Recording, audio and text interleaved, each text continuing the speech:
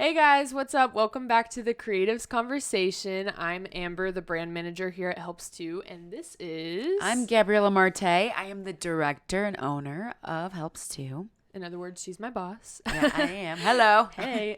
She's on the clock. Yeah, Sorry. Here we are, right?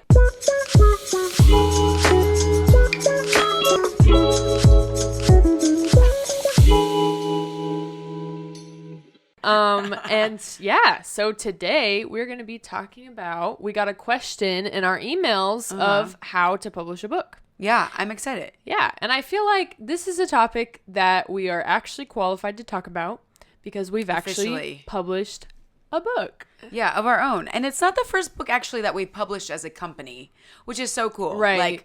Like Regina Williams came out with a book. We had Grace and I ghost wrote, if that's a phrase. We did some ghostwriting for a company. It was a Christian magazine, and they wanted like a downloadable kind of like giveaway kind of thing. So we ghost wrote this. I think it was like, honestly, like I want to say 100 pages. Like it was like this manual of how to reach people with social media. Yeah. So like, to be honest, like we don't need another marketing book, which just came out in 2021. Well, actually in 2020 we wrote it.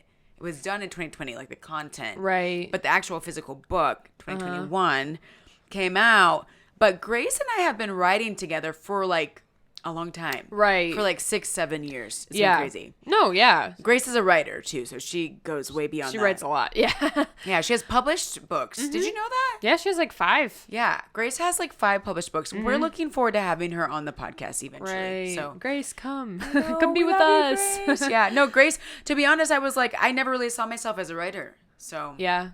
No, so this is cool. You guys paired really well together on writing this because, like, you know, it's very obvious. Also, like, in here we have separated each section by who wrote it. It says we each wrote a different section. I think there's like 13 or 14 sections. I should know because I wrote it, but like you can really tell the difference in writing style. But I think both of you guys together like really complement each other in terms of writing styles because, you know, I feel like you come in with a little more stories and a little more like you know, personal things, and then Grace comes in with a little more like structure and a little more like steps, you know? Structure, huh? Maybe not structure. I don't know how to put it. What is she trying to say? I'm just kidding. That you're unstructured. I'm just kidding. Unstructured. Unstable. Crazy. Out of control. I'm just going to sit here. All right. Oh my gosh. But anyways, so I want you to tell our listeners, our friend that asked us this question in our emails, how do you publish a book?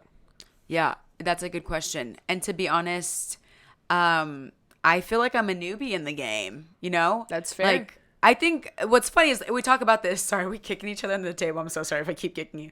But you haven't kicked me once. Okay, great. Praise God.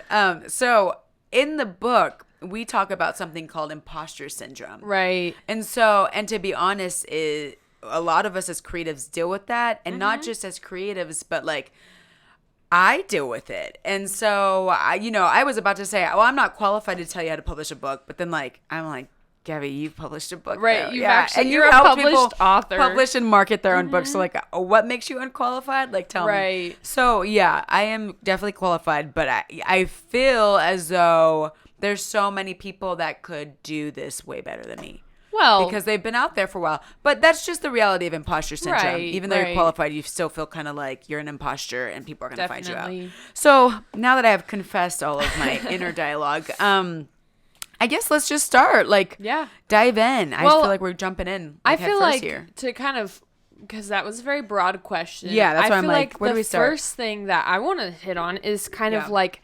expectations. Because I think people go in and expecting writing a book. They expect writing a book to be a solo activity. Yeah. Where it's just like, I'm just going to sit down, write it, edit it, publish it, like get it printed, all that stuff, distribute it. When the reality is that was not at all. I mean, first of all, we started with 2 authors. So that, already made that idea was out the window. Right. That was already not an option. But in terms of like what it took to actually get to a final product of a printed copy, like I want you to tell a little bit about the process of that and who was involved and like how we got to like, we finally have a book. Yeah, and then I love this because I think Abraham talked about this in one of the episodes past. Abraham Cisse, did I say that right? Cisse, thank you. I am butchering his name like no other. I'm still butchering it, Abraham. I'm sorry. Abraham, if you're watching, we're sorry. Yeah, we love you.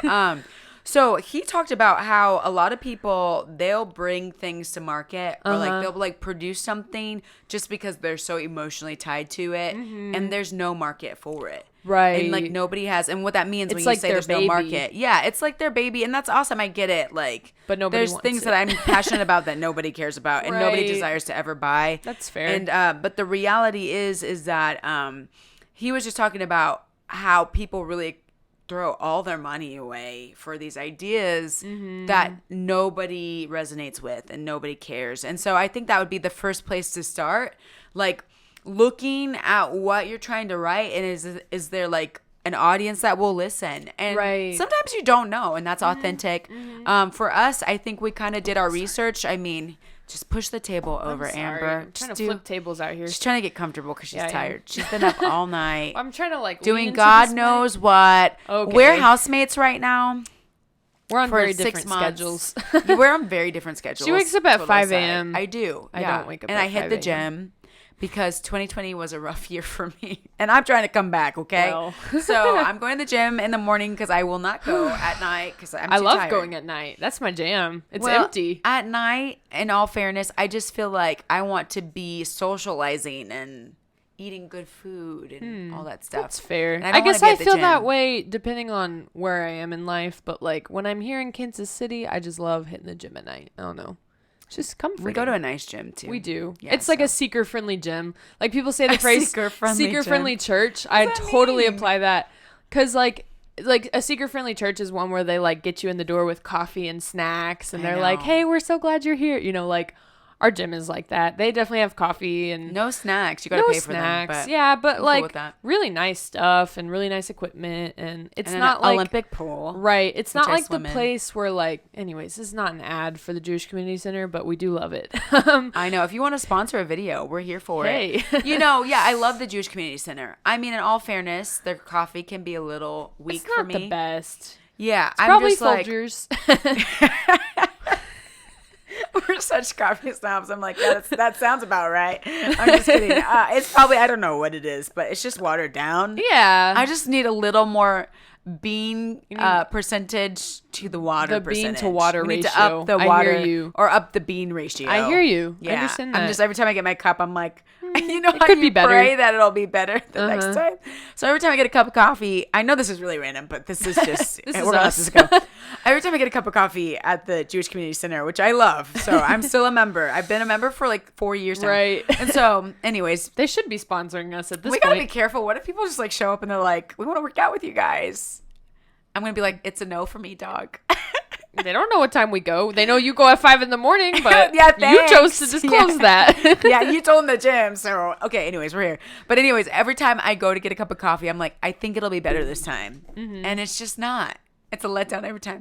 So I put extra creamer in it and I keep it moving. That's real. But I've officially given up coffee. I have tea in this little unicorn cup. Unicorn flair, don't care. Okay, one more thing, and then we're jumping back into this book, I promise. I just want to say, and I'm turning my phone over because people are texting me. I don't need to know right now. But mark my words, I swear we're going to have a mascot and it's going to be a unicorn. I mean, yeah. Y'all don't know it yet, but it's in the works. I was kind of, sometimes you got to like let things like out before they manifest. Usually I'm not that kind of person. Yeah, I'm never that person. But I don't feel like anybody else wants a unicorn as a mascot. That's and if fair. they do, I'm going to like send this podcast timestamp to them and be like, watch. You stole my like idea. 10:22, minute 10:22 of this podcast. Right. You thief. Right. Anyways, so we were actually. We're talking about books. Talking about this book and how the process. I know exactly where we were. Okay. The first step is finding out if there's a market for it. Right. And and here's the honest truth. If you're starting from the beginning, like you're not going to steal a big portion of that market share. I'm just saying, like, do people want to hear what you have to say? And I think a lot of creatives struggle with that. Like we don't think people want to hear us or see what we have done. Right. And to be honest, let's just be real. Like for me, I'm like, did God put a burning desire on the inside of my heart to do this? And can I get away from it? Meaning like, can I ditch it for 6 months and is it still there? Like, right. And so with this, that was it for me. Like, I knew creatives were struggling. And so I knew there was a market. I knew creatives were struggling to reach people. Right. Like I'm a musician. You're a musician, an illustrator. I'm also a graphic designer. And like, we're so creative. Like, and we work at a marketing company, which is atypical. A lot of creatives do and don't. Depends on what you're doing at the marketing company. Right. Because a lot of marketing is creative. Yeah, very creative. Yeah. And so I think a lot of creatives, though, don't really know, number one, have a strategy to put their own art out there. Right. So we deal with that. We get a lot of people that approach us and ask us how to do that. That has been my life for the last 8-9 years since owning and being the CEO of Help Sue. Right. Second thing is I think a lot of creatives just have such a bad, if I dare to say, like mental health perspective on the value of their art. Like their mental disposition towards what their art can do is just not, it's bad. It's really bad. Right. Like they'll be like, nobody wants to hear me. It's not important. And so that's what the book was about. I knew that we needed a shift, like not only mentally, but like strategy wise. So both are the book.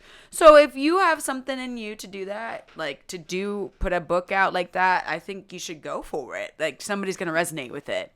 Now, with that being said, I think what you brought up earlier about this not being like a one-man sport, it's not. Like, right. And well, it can be.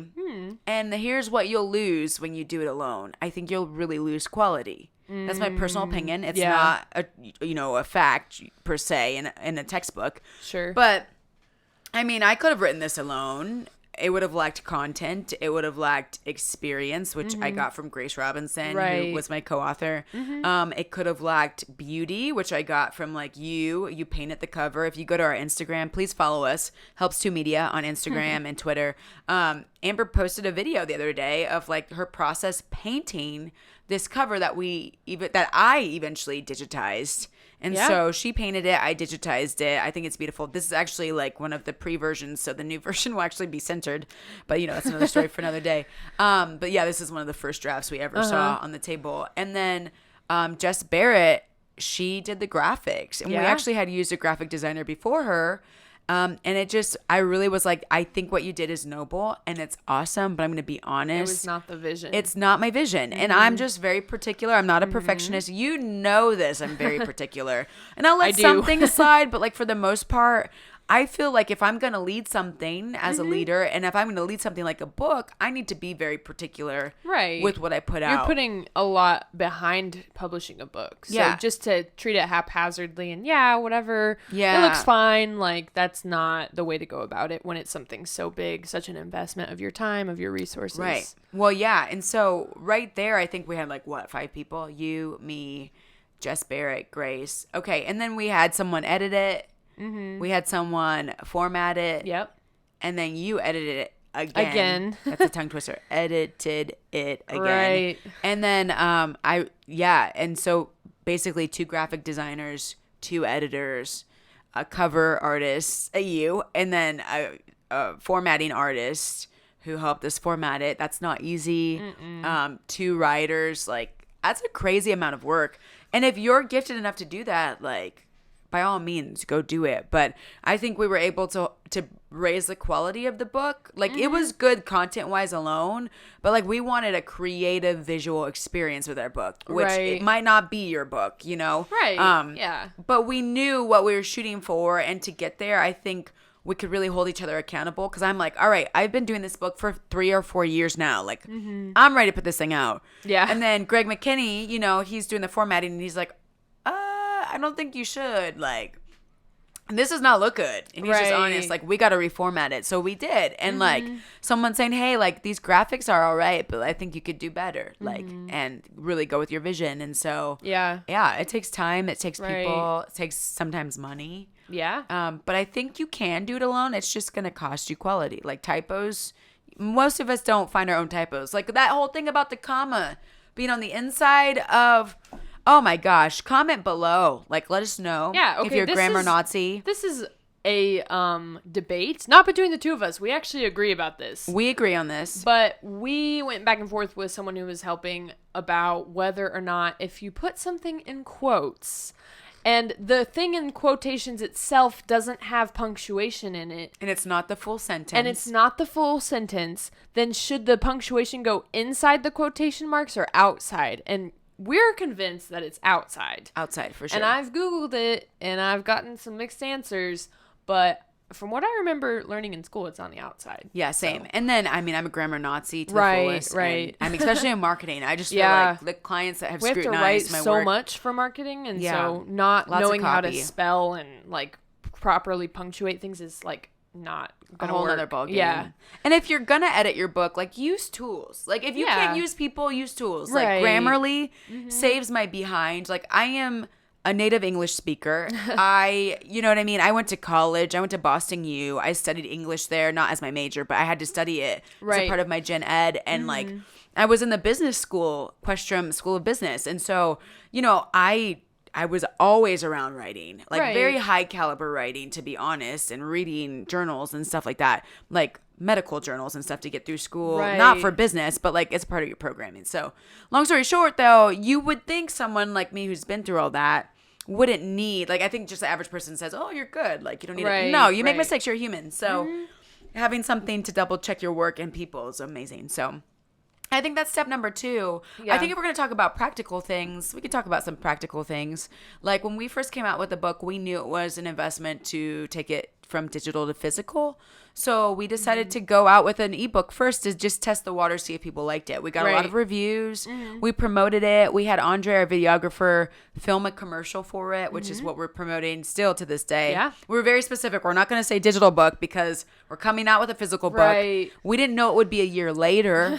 I thought it would really for real be like 3 months later. 3 months later was our goal. I remember you were like, it'll come out in September. It was a lot of work of 2020. And we wanted to do it well because once it's out, you never get to bring it back. And so, and I was reading a book the other night that's like a really well-known book, and I swear I saw typos, but I'm going to let it go.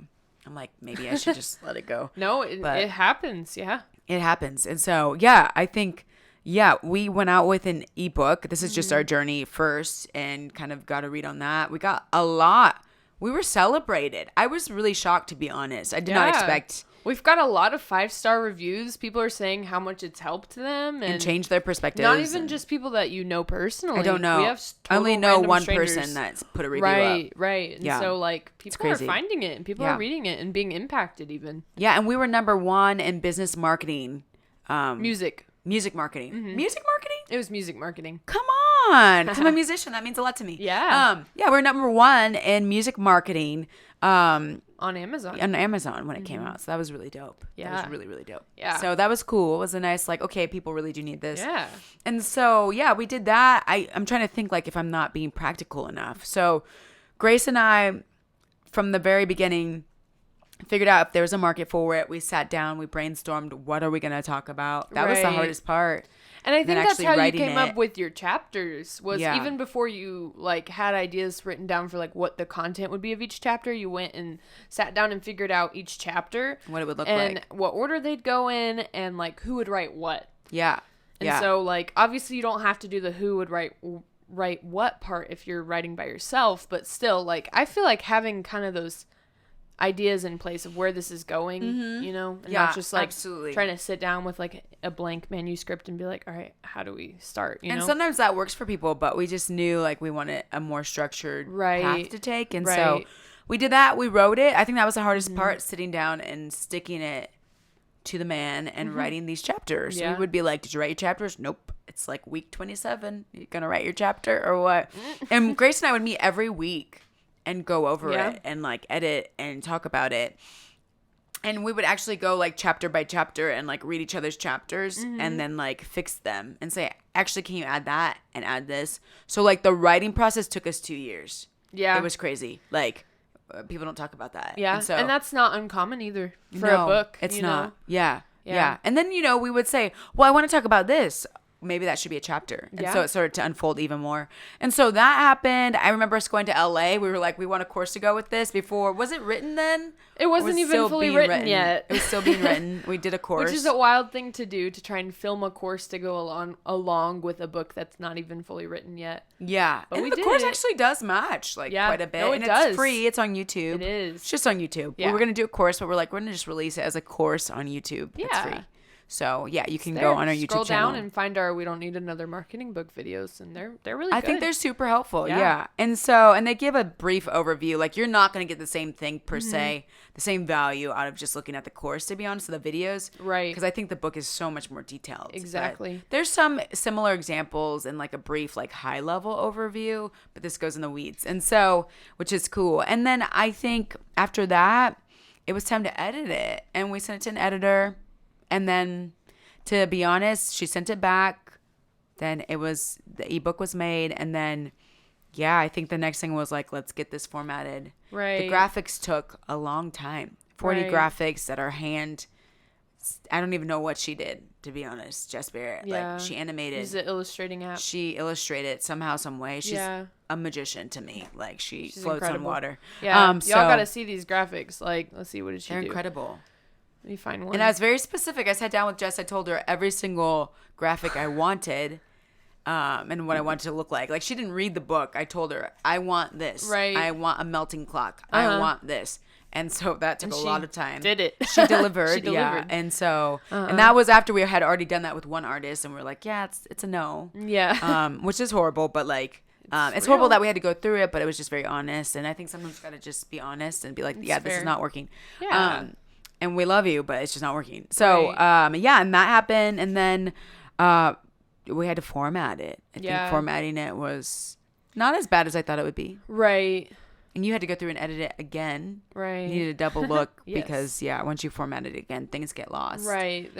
Switched around. Exactly. And then that's it. We sent it to Blurb to publish. We're going to self-publish. Yeah. And that's something that we didn't know going in, was who to publish with, because... Yeah.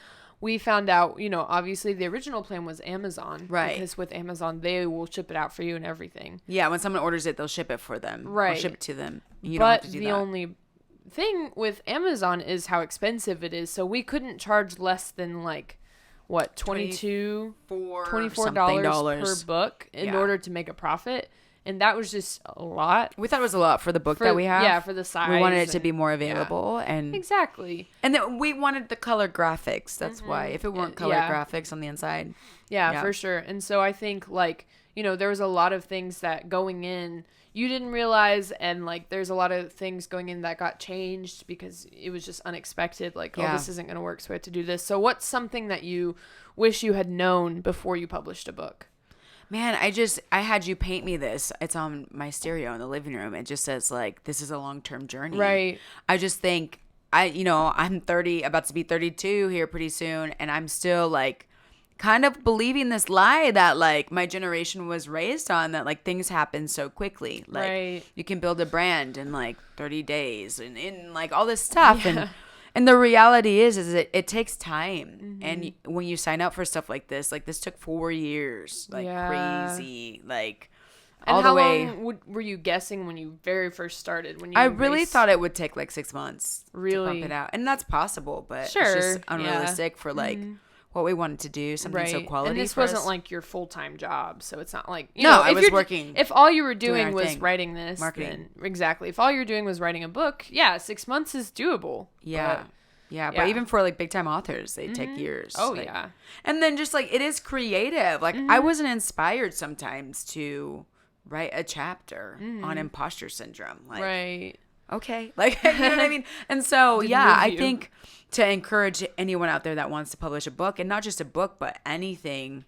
Man, for me personally, this is my personal preference, and I think this is why I'm so particular.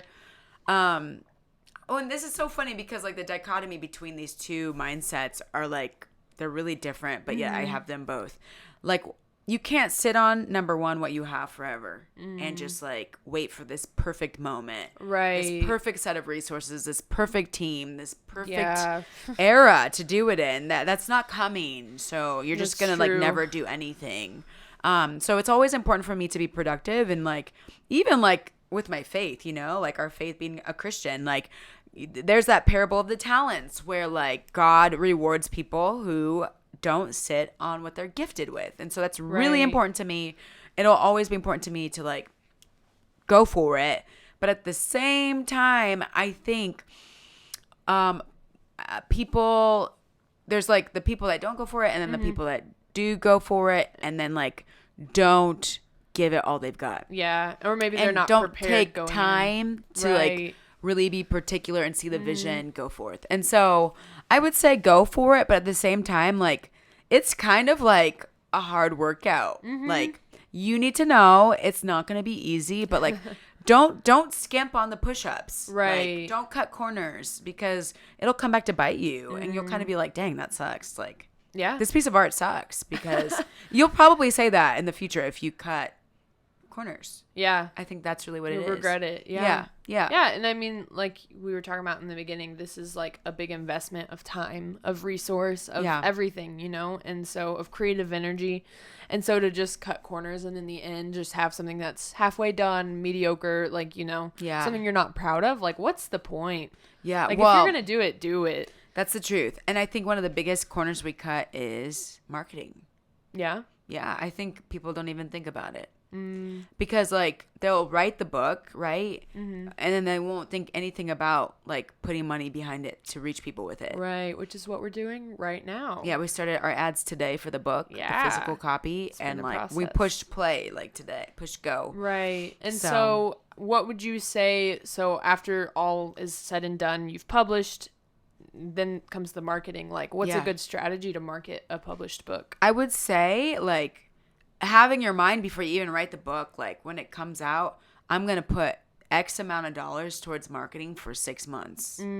Like, no, forget the like 1 month. I'm just going to push it for a month and be on to the next thing. No, give it like true attention. It's like a good relationship. Like you can give it all you got for the first month or two and then like just be lazy. And then it falls apart. Or you can like be delicate with it. Yeah. And then it falls apart and give it the time it deserves and like treat the person with value. And I think creative projects deserve that same attention and like value as you look at them. Like this is like, and I'm a spiritual person, so I keep going back to faith in this podcast, which like we hardly do, but like, this is special. I feel like God gave me this idea. And so I want to really hold it with value and like push it out there with value. With reverence. Yeah, it's like a reverence, like a holy reverence kind of thing. And I don't always think of it as a spiritual thing, but like, and you could also just think like, I put so much effort into this, like, why wouldn't I market it? Right. Why wouldn't we have a big release party and invite all our friends? I know, we're doing that. How many people? 50? 55. Oh my gosh, I'm excited. So, okay, pause. I'm going to get my nails done in orange, like the book. And I might wear an orange dress. That's there. Awesome. Yeah, and orange balloons everywhere. I'm thinking I have like a burnt orange shirt. That's the only orange color I can pull off, so I'm probably gonna be wearing that. I've asked our guests to wear orange. So that's nice. It could be interesting. It could be a sea of orange party. Yeah. I like It'll be fun. So y'all will see that on social media. Yeah, I know. But I'm just gonna be there to record it. It's gonna be really dope. It's gonna be awesome. I'm excited. Yeah. I mean, I guess I come from a family where my mom was always like, let's go hard or go home. I'm from the Bay Area. That's like a whole song. Go hard or go home. Right. So yeah, it's like I'm all about wearing something out, like until nobody wants to hear about it anymore. And like we're done. I feel like because I run our social media, it helps too. Like I feel like we're almost doing that, especially with both the book and the podcast. It's like constant updates about like, this is our book, this is our podcast, this is our book, this is our podcast. Yeah. Like in our followers' face all the time, but it's actually getting results. Like, I think people need to hear something, 7 times? 16. 16, okay, way more than I thought. 16 times before it sticks with them, yeah. And not just with, so you have the book. It's Guerrilla Marketing by, I forget his name right now. I always forget it when I'm like on the spot. But he says that in order for someone to make a decision on like, to like purchase something, get with a cause, a movement, whatever, they have to see something 16 times. Right. Now, does it have to be the same ad 16 times? No. It could be like a friend talking about it twice. Right. An ad 5 times, passing it in the store 4 times. Right. Like, and it just adds up to 16. And I just think he's right. Like, I like kind of like glance past things like here and there, and I'll be like, nah, I don't need it. And then like by the 16th time, I'm like, you know what? Let me check that out. Like, right, I'm gonna end up buying it because I know like I probably could use it or something. Right. So yeah, I think you got to just be real with yourself. You're not gonna get unless something, you know, a miracle happens, which could happen. Mm-hmm. Like, I think that was our ebook. Like, it felt almost miraculous how excited people were. But we blew that out the water. Like, you know, me as Martay, the musician, I was posting about that all the time. Right. Like, every other day I had a post. Mm-hmm. I was doing videos. We did an ad. We promoted the ad with, like, $300 just to test the water. Mm-hmm. Like, we were in it. Yeah, and that's we were. small, but that's tiny. That's like a minuscule budget for some people. Oh, yeah. And so I think we look at major books that have been published and things, and we're like, well, they're getting such great results. Yeah, they spent $30,000 in advertising on marketing. Yeah, in the first week. And so, you know what I mean? Right. Like, if you don't get that, like, don't be sad. Like, you better believe every time Justin Bieber comes out with a song. I mean, I don't know him personally, but I would only assume that, like, every time a song comes out, they're spending, like, $30, $40, $50, $90,000 yeah, I bet. to pump this thing out. Oh, like, yeah.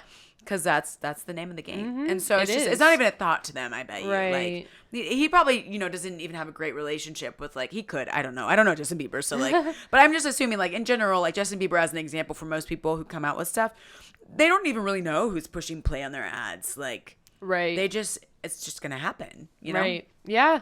So. Yeah. But even just, like, if you're on a small level and you want to market, like, just putting it out there, can go a long way. Right. $100 can go a long way. And just putting it out there consistently and just keeping it, you know, in people's feeds, because, you know, we post at least weekly, if not 2 or 3 times a week about our book right now. Yeah. And every time it's something different. It's a different graphic. It's a quote from the book. It's, you know, something pertaining to the book that we're excited about, like our release party.